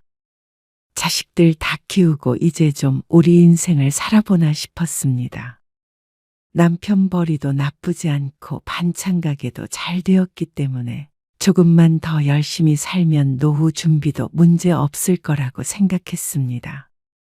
그러니까 이제 좀 여유를 가지고 살아보자 하는 이야기를 했던 것이 불과 한두 달 전이었죠. 하지만 시어머니도 박 씨 못지않은 충격을 받았습니다. 아니, 어쩌면 박 씨보다도 더했는지도 몰랐습니다. 내 자식이 암이라는 말을 듣고 정신을 온전히 유지할 수 있는 사람이 과연 몇이나 될까요? 박 씨도 자신이 없었습니다. 그러게, 너 내가 간이 짜다고 했잖아. 내 아들 어떻게 할 거야? 어머니, 네 탓이야. 어머니, 제가 아픈 게 왜 집사람 탓이에요? 성태야, 네가 장가를 잘못 갔다. 잘못 갔어. 내가 말릴 때 듣지. 어떻게 목숨이랑 바꾸는 결혼을 하냐. 누구든 탓하고 싶은 마음은 알지만 박 씨도 견디기가 힘들었습니다.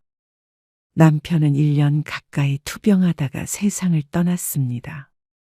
박 씨도 시어머니도 무너져 내렸습니다. 장례는 정신없이 치러졌습니다. 형제들이 모이고 친척들이 모이고 조문객들이 줄을 이었습니다. 박 씨는 영정사진 앞에 주저앉아 조문을 받으면서도 아무것도 느끼지 못했습니다. 모든 것이 비현실적이었습니다. 말없이 눈물만 하염없이 흘렸죠. 그리고 시어머니는 영정사진 앞에서 통곡했습니다. 내 아들, 내 아들아. 어미보다 먼저 가면 어떻게 하냐. 형제들이 달려와 시어머니를 부축했습니다. 박 씨는 그 모습을 멍하니 바라보았습니다. 장례가 어떻게 끝났는지도 기억이 희미했습니다. 49제까지 마치고 나자 그제야 현실이 조금씩 와닿기 시작했습니다. 남편이 없는 집, 빈 식탁, 빈 방, 깨달을 때마다 박 씨는 숨이 막혔습니다. 어머님은 어떻게 하죠? 어떻게 하긴 뭘 어떻게 해요. 계속 여기에 사시게 둘 수는 없잖아요. 큰오빠가 모시고 가야지. 저희 집이요? 당연하죠. 장남이잖아요. 큰 동서와 작은 동서 그리고 시누이가 와서 시어머니의 거취에 대해 의논했습니다. 사별한 며느리의 집에서 살게 둘 수 없다는 데에는 다들 동의했지만 어디로 갈지는 결정이 나지 않았죠. 나는 봉균의 집에 가련다. 시어머니도 큰아들네로 가겠다고 했습니다. 작은 아들이 없는 집은 의미가 없다는 듯이 미련이 없어 보였습니다. 박 씨는 그런 시어머니를 붙잡지 않았습니다. 그럴 정신도 없었고 물론 그럴 이유도 없었죠. 다른 형제들도 모두 동의했습니다. 그게 가장 자연스러운 그림이었습니다. 시어머니는 짐을 싸서 나갈 때 박 씨에게 인사하지 않았습니다. 그리고 박 씨도 그런 시어머니를 말없이 보냈습니다. 상처만 남은 두 사람이었죠. 박 씨는 그래도 딸들이 있어서 견뎠습니다. 두 딸이 주말마다 와서 자고 갔고 늘 전화를 했습니다. 하지만 마음 한구석이 허했고 딸들이 돌아가는 일요일 오후부터는 외로움에 사무쳐야 했습니다. 그동안의 시집과는 모든 연락이 끊겼습니다. 이제는 접점이 없기에 연락할 사람도 연락할 일도 없었습니다. 자연스러운 수순이었습니다. 그렇게 두 달쯤 흘렀을까요? 어느 날 저녁 갑작스레 초인종이 울렸습니다. 딸이 연락도 올 리는 없었고 관리실에서 올라왔나 싶어서 보니까 의외의 인물이 서 있어서 깜짝 놀랐습니다. 어머님, 나 그냥 여기서 살아야겠다. 여기서 사시겠다고요? 그래. 20년 동안 살던 집인데 봉규 그놈 집보다 훨씬 내 집 같다. 박 씨의 의중은 묻지도 않고 들어온 시어머니가 짐가방을 내려놓았습니다. 박 씨는 당황스러운 마음에 아무 말도 하지 못했습니다. 밥 좀 없냐? 배고프다. 어제 나갔다가 들어온 사람처럼 태어난 시어머니. 얼떨결에 밥을 차려주자 시어머니는 사흘을 굶은 사람처럼 밥을 먹었습니다. 그래도 네가 솜씨가 낫다. 봉균에 갔다가 입맛이 이상해지는 줄 알았어. 너무나도 당당하게 쳐들어와서 밥을 먹던 시어머니는 갑자기 말끝을 흐렸습니다. 그러더니 목이 막히는지 가슴을 두드렸습니다. 여기에 내 아들이 앉아 있는 것 같네. 우리 성태, 내 아들. 박 씨는 숨을 멈췄습니다. 내가 먼저 갔어야 되는데 늙은이 냅두고 왜 우리 아들을 데리고 갔을까? 시어머니의 어깨가 떨리고 있었습니다. 박 씨의 눈시울도 붉어졌습니다. 아무리 힘들게 했던 시어머니라 해도 자식을 먼저 보낸 부모의 슬픔을 모른 척 할 수는 없었죠. 박 씨는 옆에 있던 휴지를 뜯어 건넸습니다. 식사하세요. 박 씨가 조용히 말했고 시어머니는 눈물을 닦고 한참 뒤에 입을 열었습니다. 봉균에서 쫓겨난 거야. 쫓겨나다니요. 지웅이 엄마가 보통 내기인 줄 아냐. 사람을 숨도 못 쉬게 눈치를 주고 이거 하지 말아라, 저거 하지 말아라. 나가라는 거지. 그래서 큰 며느리와 한바탕 하고 집을 뛰쳐나왔다고 했습니다. 그런데 다른 자식에게 가질 않고 어째서 이제는 아무 상관도 없는 며느리 집으로 왔는지 의아했습니다. 셋째한테 전화하니까 집에 수험생이 있네 어쩌네 하면서 오지 말란다. 막내는 사위 눈치 보여서 안 된다고 그러고 그러면 이 애미는 어디로 가라는 말이겠냐. 길거리에서 죽으란 말이겠지. 설마요. 그래서 내 집에서 다시 살려고 왔다.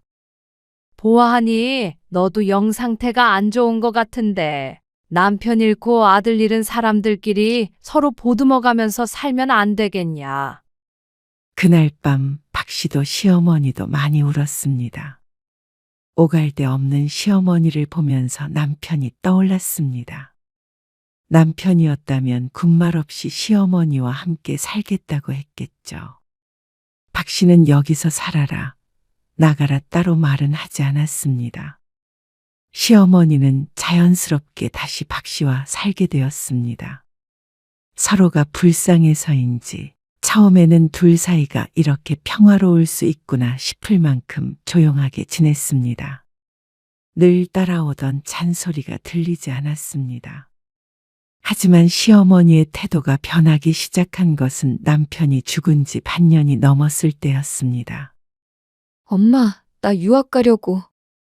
대학을 졸업하고 곧바로 취업을 할 줄 알았던 큰딸이 갑자기 유학을 가겠다고 했습니다. 남편이 죽고 이래저래 힘들어하던 딸이었는데 그래도 마음을 잡고 다시 시작해 볼 생각이 들었나 싶었습니다. 더 공부하고 싶어. 새로운 세상도 보고. 식탁에 마주보고 앉아 이야기하는 박씨와 딸을 거실에서 시어머니가 힐끔 쳐다보았습니다. 어디로 가려는데? 미국이나 영국. 아르바이트해서 돈 좀 모은 다음에 다녀올게. 아르바이트? 아무래도 돈이 드니까. 딸의 말에 박씨는 잠시 고민에 빠졌습니다. 어느 세월에 돈을 모아서 유학까지 가나 싶기도 했고 지원해달라는 말을 하지 않는 딸 때문에 조금 속상하기도 했습니다. 다녀와. 유학비는 엄마가 줄 테니까. 엄마가? 모아둔 돈도 있고. 그리고 남편이 죽고 나서 받은 사망보험금도 있었습니다. 그 말을 딸에게 하지는 않았지만 시어머니가 갑자기 대화에 끼어들었습니다. 무슨 돈이 있어서? 네? 너 설마 성태 보험금으로 보탤 생각은 아니지? 어머님, 사망보험금을 받은 걸 시어머니도 알고 있기에 짐작한 모양이었습니다. 하지만 딸 마음 불편하게 왜 굳이 그 얘기를 꺼내는지 몰랐습니다. 그리고 돈이 남편 사망보험금만 있는 것은 아닌데 말이죠. 딸내미를 대학까지 나오게 해줬으면 됐지. 내 아들 목숨값으로 외국을 보내겠다고. 너 지금 제정신이니? 누가 들으면 남편 사망보험금으로 새 살림이라도 차린 줄 알 것 같았습니다. 어째서 화를 내는지 몰랐습니다. 내가 너 그 돈 어디다 쓰는지 지켜봤어? 내 아들 사망보험금인데 넌 빈말이라도 나한테 떼어주겠다고 한 적 있냐? 당황스러운 마음에 아무 말도 나오지 않았습니다. 목숨값이라는 말에도 충격적이었지만 말 맞다나 목숨값이라면서 그걸 떼어주고 말고를 운운하고 있는 시어머니가 기가 찼습니다. 생활비 찔끔찔끔 주면서 사람 비참하게 만들더니 남편 죽은 보험금으로지만 호의호식 하려 해. 딸 유학자금을 보태주는 것이 박씨만 호의호식 하려는 것으로 비춰질 거라곤 생각도 못했습니다. 어머님, 미나 다른 사람도 아니고 성태 씨 딸이에요. 그리고 그 돈 쓰겠다고 한 적도 없고요. 만약에 쓴다고 하더라도 어머님이 뭐라고 하실 문제 아니라고 생각해요. 뭐야? 매정하다고 생각할지 모르겠지만 그건 온전히 박 씨의 두 딸들을 위해 쓸 예정이었습니다. 시집 갈 때 보태줄까 생각했었는데 그걸 조금 앞당긴 것뿐이었습니다. 박 씨와 시어머니의 노후는 박 씨가 가게로 번 돈으로 충분하다고 생각했습니다. 보험금을 나눠준다는 생각은 해본 적이 없었습니다. 박 씨는 시어머니를 부양하고 있었고 그걸로 사실 남편 몫까지 도리는 다 하고 있다고 여겼습니다. 더군다나 생활비 문제로 지적할 이유는 없다고 생각했습니다. 집안에 필요한 모든 생활비는 박 씨가 대고 있었고 시어머니에게 드리는 건 순수한 용돈이었습니다. 그리고 그게 부족하지도 않겠지만 부족하다면 나머지 자식들을 원망해야지 박 씨에게 언성 높일 문제는 결코 아니었죠. 시어머니의 말은 모순투성이었습니다. 하지만 늘 그랬듯 시어머니에게 모든 원흉은 박 씨였죠. 어쩜 성태 죽었다고 이렇게 시엄마를 무시할 수가 있냐? 돈에 눈이 멀어서 보이는 게 없지. 할머니, 넌 끼어들지 마. 공부하려거든 네가 벌어서 해. 내 아들 목숨값 건들지 말고. 네 엄마가 어떤 사람인 줄 아냐? 네 아빠, 네 엄마가 잡아먹은 거야. 어머님, 박 씨는 두 귀를 의심했습니다. 손녀딸까지 있는 앞에서 어떻게 그런 말을 할 수 있는지 박 씨의 상식으로는 도저히 이해가 되지 않았습니다. 혹시나 박 씨의 집에 들어온 것이 보험금 때문인지 의심마저 되었습니다. 하지만 박 씨가 봤던 눈물이 거짓이라고 생각하고 싶지는 않았습니다. 딸은 돌아갔고 시어머니와 진지한 대화를 나누기 위해 앉았습니다. 유학은 어찌 됐건 간에 보내줄 거예요. 니나 아빠도 그걸 원할 거고요. 보험금이 아니더라도 그동안 모아둔 돈으로요. 그동안 모아둔 돈이라는 게 내 아들이 피땀 흘려 번 돈이잖아. 아니냐? 그걸 자식한테 쓰겠다는데 왜 그러시는 건데요? 도대체 말이 통하지 않았습니다. 왜 갑자기 생트집을 잡는 것인지 몰랐습니다. 아니, 갑자기가 아니었습니다. 원래 시어머니는 그런 사람이었습니다. 아들이 죽고 잠시나마 잠잠해졌던 것이었죠. 하지만 옛날에 순종적이던 그 며느리가 아니었습니다. 시어머니가 반대할 문제도 아니었습니다. 그래서 박 씨의 큰딸은 몇 달 뒤 미국으로 유학을 떠나게 되었습니다. 가서 아르바이트를 한다고는 하지만 그래도 꽤나 돈이 들 것으로 생각이 됐습니다. 그리고 그날 이후로 시어머니는 삐뚤어졌습니다. 아니, 그런 귀여운 표현은 맞지 않았습니다. 옛날에 그 시어머니로 돌아왔죠. 새언니, 아무리 그래도 엄마한테 너무한 거 아니에요? 네? 그게 무슨 말씀이세요? 엄마를 그렇게 구박하신다면서요? 오빠 없다고 그러는 거 아니에요. 구박한 적 없어요. 밥도 제때 안 차려주고 집안일만 시킨다면서요. 뭐라고요? 시어머니가 식모도 아닌데 그런 일이 있을 리가 없었습니다. 밥이야 설령 안 차려준다고 하더라도 냉장고 문을 걸어 잠근 것도 아닌데 말도 안 되는 소리였죠. 집안일은 애초에 시킨 적도 없었습니다. 시킨다고 할 사람도 아니었습니다. 동서, 내가 짐을 떠넘긴 것 같아서 미안하긴 한데 어머님 모시고 갔으면 그래도 책임은 동서한테 있는 거잖아. 네? 큰동서도 뜬금없는 전화를 해서 박 씨를 나무랐습니다. 그렇다고 내가 어머님한테 소홀하네 어쩌네. 뒤에서 말 만드는 건 좀 그렇지 않아? 제가 언제요? 어머님이 그러시던데. 자식들한테도 버림받고 며느리한테도 버림받았다고. 어처구니가 없어서 말을 안 하고 있는데 큰동서가 말을 이었습니다. 그리고 보험금도 말이야. 양심이 있으면 어머님한테도 좀 드려야지. 그렇게 오래 같이 살면서 뒷바라지 했는데 그걸 홀랑 가지고 입 닦아버리는 건 무슨 경우야? 아들이 죽었는데 며느리가 그 돈으로 허튼데 쓰고 그러면 부모 입장에서 속상하지 않겠어? 시어머니가 무슨 말을 어떻게 하고 다니는지 모르겠지만 어쨌거나 남편의 형제들 사이에서는 박 씨가 천하의 나쁜 년이 된 것은 확실해 보였습니다. 아니, 그렇게 어머님 걱정되시면 모시고 가세요. 그리고 박 씨의 한마디에 큰동서는 무슨 버튼이라도 눌린 사람처럼 화를 냈죠. 뭐? 무슨 말을 그렇게 해? 어머님이 제 발로 나가신 거야? 어머님 모시고 산다고 유세야? 다들 하나같이 웃기지도 않았습니다. 지금 이 상황이 정상적이라고 생각하는 것인지, 자식이 셋이나 남았는데 사별한 며느리 집에서 같이 사는 게 당연하다고 여기는 모양이었습니다. 아니면 그저 외면하고 싶은 것일 수도 있었죠. 거기까지는 그래도 참을 수 있었습니다. 시어머니가 이러는 것이 한두 번도 아니었습니다. 남편과 박 씨의 사이를 이간질한 적도 여러 번이었죠. 박 씨는 반응하지 않았습니다. 저 오늘 예약 손님이 많아서 늦어요. 저녁밥은 누가 차려?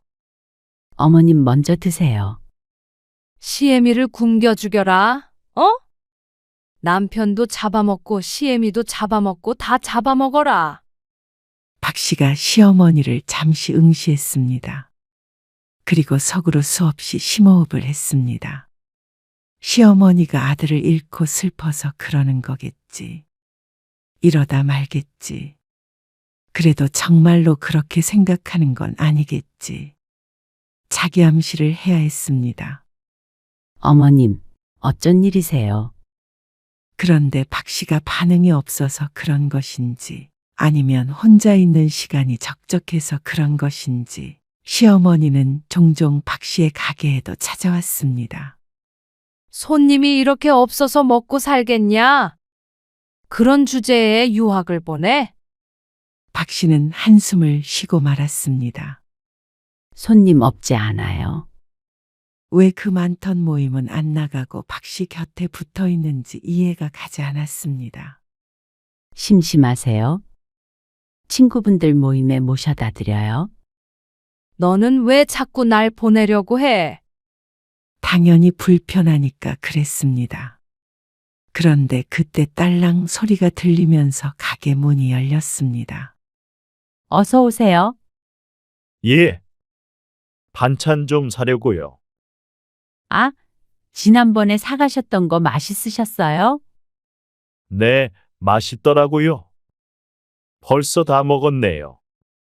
혼자 살다 보니까 먹는 게 참 그랬는데. 매일 여기서 사려고요. 정말요? 감사합니다. 여기 오늘 새로 한 반찬들이에요. 손님을 응대하고 있었는데 벼랑간 옆에서 시어머니의 목소리가 들렸습니다. 놀고 있다. 순간 놀라서 시어머니를 쳐다보자 짝다리를 짚고 박 씨를 바라보고 있었습니다. 아, 여기 계산해 주세요. 어색한 미소가 오갔습니다. 손님도 당황했고 박 씨도 당황했죠. 손님이 나가자 시어머니가 언성을 높였습니다. 너는 왜 자꾸 늦게 오고 나도 모속에 하나 했는데 그 나이에 새 살림이라도 차리려고 그러냐? 네? 무슨 소리 하시는 거예요? 도대체 아니면 남편도 이제 없으니까 이 남자 저 남자 꼬리치고 다니려는 거 아니야? 어머님, 정말로 들어줄 수가 없는 수준의 폭언이었습니다. 저 지금 일하는 중이니까 이만 돌아가 주세요. 왜? 또 다른 놈이랑 만나기로 했어? 박 씨는 시어머니가 치매에 걸린 게 아닐까 하는 의심이 들었습니다. 그게 아니고서야 이런 말을 아무렇지도 않게 내뱉을 수가 없었습니다. 그래서 신우이에게 말의 검사를 받게 했지만 너무나도 멀쩡했죠. 이게 시애미를 정신 나간 사람을 만들어. 시어머니의 화만 돋우었을 뿐이었습니다. 박 씨는 두 손 두 발 다 들었습니다. 저 어머님 더 이상 못 모시겠어요. 박 씨의 선언에 여럿이 뒤집어졌습니다. 아니, 동서. 동서가 못 모시면 어떻게 해? 형수님, 저희가 모실 상황이 아닌 거 잘 아시잖아요. 새언니 엄마가 말은 그렇게 해도 나쁜 뜻이 있는 건 아니라는 거 알잖아요. 멀리서 중재를 하려고 하긴 했지만 누구도 책임지려고 하지 않았습니다. 박 씨가 인내심의 한계를 느낄 때마다 시어머니는 가끔씩 눈치를 봤습니다. 하지만 그것도 며칠 뿐이었습니다. 결국엔 박 씨가 참으니까 시어머니는 안심한 듯 했습니다. 어쩌면 박 씨의 한계를 시험하는 것 같기도 했고 말이죠. 2년의 시간이 흘러 유학 갔던 딸도 돌아왔습니다. 제사상 차려야 되니까 퇴근 빨리 해라. 남편의 제삿날이었습니다. 아침부터 시어머니의 기분은 저조해 보였습니다. 저 오늘 아무리 빨리 퇴근해도 6시 반일 것 같아요. 뭐? 그럼 제사 음식은 언제 준비해? 가게에서 저는 부칠 거고요. 할 수 있는 건 해올게요. 시간 없으니까 좀 간소하게 하려고요. 뭐? 간소? 하필이면 도시락 예약도 있어서 무척 바쁜 날이었습니다. 짬이 나면 틈틈이 전을 부칠 생각이었습니다. 그래도 돌아와서도 시간이 어느 정도 있으니까 초라한 제사상이 되지는 않을 것이었습니다. 하지만 시어머니는 박 씨의 말에 노발대발했습니다. 너 성태 죽은 지 도대체 몇 년이나 됐다고 벌써 이래? 네가 사람이야? 안 지내겠다는 게 아니고요. 조금 늦으니까요. 가짓수만 조금 줄일 생각이었어요. 줄이긴 왜 줄이냐고 글쎄. 가게 때문에. 그놈의 가게 하루 닫으면 어디가 덧나? 너는 그깟 가게가 중요하니? 아니면 네 남편 제사가 중요하니? 박 씨는 둘 다 중요했습니다. 하지만 그렇다고 가게를 내팽개칠 수가 없었습니다. 40인분 예약이기 때문에 큰 이득이었습니다. 시어머니도 부양하는 마당에 한 푼이라도 더 벌어야 노후 걱정을 하지 않았습니다. 남편의 형제들이 20만 원씩 모아서 주지만 그 돈은 시어머니 한 달 식비 정도밖에 안 될 듯 했습니다. 최대한 빨리 올게요. 네가 끝까지 내 속을 뒤집어놔? 박 씨는 그런 시어머니를 뒤로하고 집을 나섰습니다. 하루 종일 심란해서 일도 되지 않았습니다. 그렇게 종일 서서 일하고 전 부치고 지친 몸을 끌고 집에 돌아오자 식탁 앞에 앉아있는 시어머니가 보였습니다.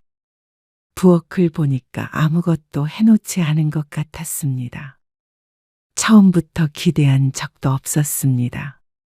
아들 제사상이지만 며느리에게 모두 맡긴 채로 아무것도 안 하던 시어머니였으니 말이죠. 박 씨는 서둘러 음식을 했습니다. 그리고 퇴근한 딸들이 집에 왔습니다. 너희는 아빠 제사에 이렇게 늦게 다녀? 아, 회사 끝나고 바로 온 거예요. 다 똑같다. 지들밖에 모르는 것들. 내 아들은 이제 없는데 지들 할 거 다 하고 싶은 거 다 하고 살지. 아주 그냥 행복해 죽겠지. 시어머니는 또다시 남은 사람들을 원망했습니다. 박 씨와 딸들은 말없이 제사상을 차렸습니다. 내가 결혼을 잘못 시켰어. 결혼을. 도대체 몇 년 전 얘기를 지금에 와서 하는지 몰랐습니다. 박 씨도 50이 훌쩍 넘었습니다. 나쁜 년. 시어머니의 목소리에 두 딸이 고개를 휙 돌려 쳐다보았습니다. 어머님, 애들 아빠 제삿날이에요. 그러니까 내가 제정신으로 있겠어. 어머님, 제발 그만하세요. 애들 아빠 암 걸려서 떠난 것도 다 제 탓이에요? 뭐야? 그럼 내 탓이냐? 그만하세요. 나중에 애들 가면 얘기해요. 내가 나가 죽어야지. 내 아들 따라 죽어야지. 내가 죽으면 너도 데리고 갈 거야. 할머니, 그만하세요.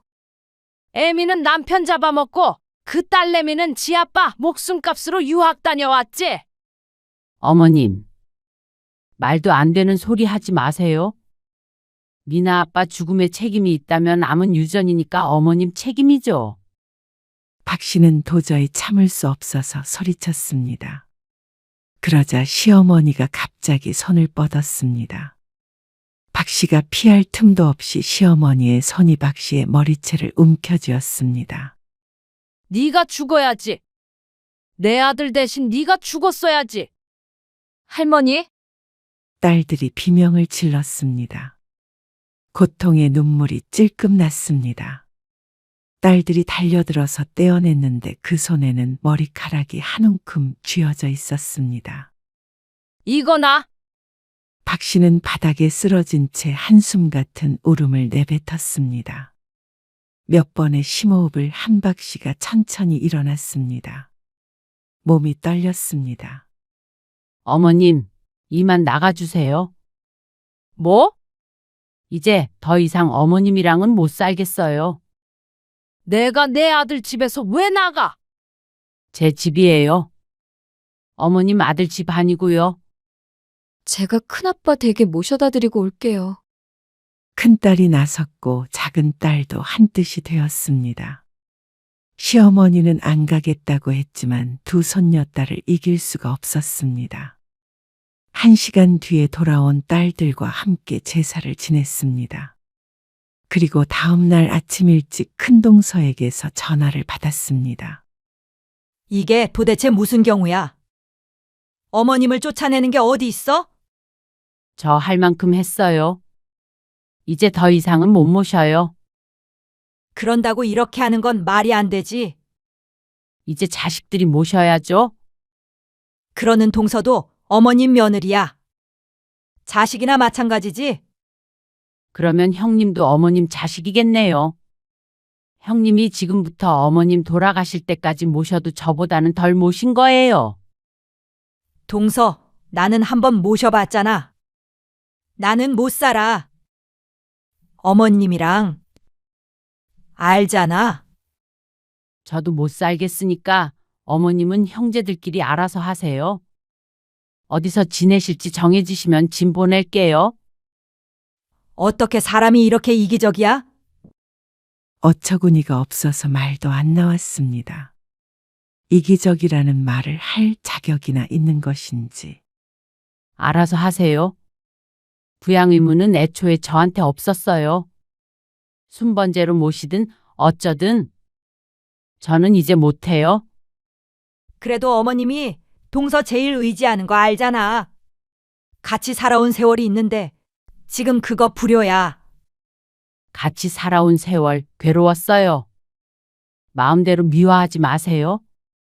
그리고 아들 잡아먹는 여자랑 살게 하는 게 불효죠. 전화를 끊고 나서 박 씨는 크게 숨을 내쉬었습니다. 가슴이 후련했습니다. 시어머니에게서 전화가 왔지만 받지 않았습니다. 그 후로 형제들 사이에 갈등이 있었다는 얘기는 들었습니다. 서로 시어머니를 떠넘기려 한다. 누가 책임을 져야 한다 하는 이야기들 말이죠. 하지만 박 씨는 두 귀를 닫았습니다. 더 이상 연민에 휘둘리고 싶지 않았습니다. 그리고 일주일이 지났을 때 시동생에게서 전화가 왔습니다. 어머니, 우리 집 근처에다가 방 한 칸 얻어드리기로 했어요. 요양원에 모시자는 얘기도 나왔는데 아무리 생각해도 차마 그건 아닌 것 같아서 각 집에서 돈 모아서 생활비 대고 방세 내기로 했어요. 네. 알았어요. 그래서 작은 형님 몫은 주셔야겠어요. 황당한 말이었습니다. 세상에 있지도 않은 사람의 몫을 내라니. 그리고 박 씨는 남편이 죽고 나서 정말로 할 만큼 했습니다. 남들이었다면 외면했을 일인데 말이죠. 그건 작은 형님 직접 찾아가서 말씀하세요. 뭐라고요? 박 씨는 전화를 끊었습니다. 매정하다느니 천인공노할 짓이라느니 그런 메시지가 들어왔지만 읽지 않았습니다. 이제는 지쳤습니다. 이만 내려놓을 때도 됐지 않았나 싶었습니다.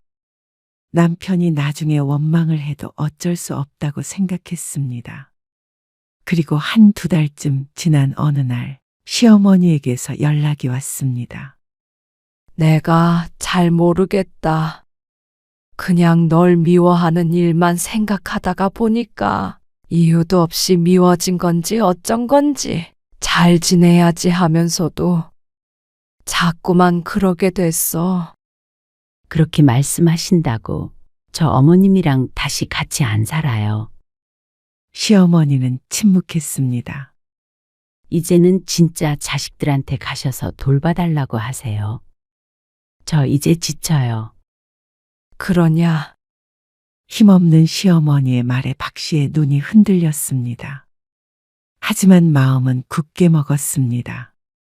남편의 제사상 앞에서 머리채가 잡혔던 일을 생각하면 정신이 번쩍 들었으니 마음을 다지는 일은 어렵지 않았습니다. 미안하다. 잘 지내세요. 건강하시고요. 그렇게 박 씨는 시어머니에게 작별 인사를 했습니다. 아마 앞으로 살면서 볼 날이 손에 꼽힐 것 같았습니다. 딸들 결혼식에 오지 않는다면 마지막일지도 몰랐고 말이죠. 하지만 박 씨는 다 잊고 살고 싶었습니다. 그렇지 않으면 살아갈 수가 없을 것 같았습니다. 당신도 이 정도는 이해해 주겠지. 평생 시어머니 구박을 받으며 살게 했던 남편이었으니 나중에 만나더라도 할 말이 없을 거라고 생각했습니다. 박 씨는 시집 식구들의 전화번호를 차단했습니다. 이제는 자신과 두 딸만 생각하며 살기로 했습니다. 모든 것은 가슴 한구석에 밀어두었습니다.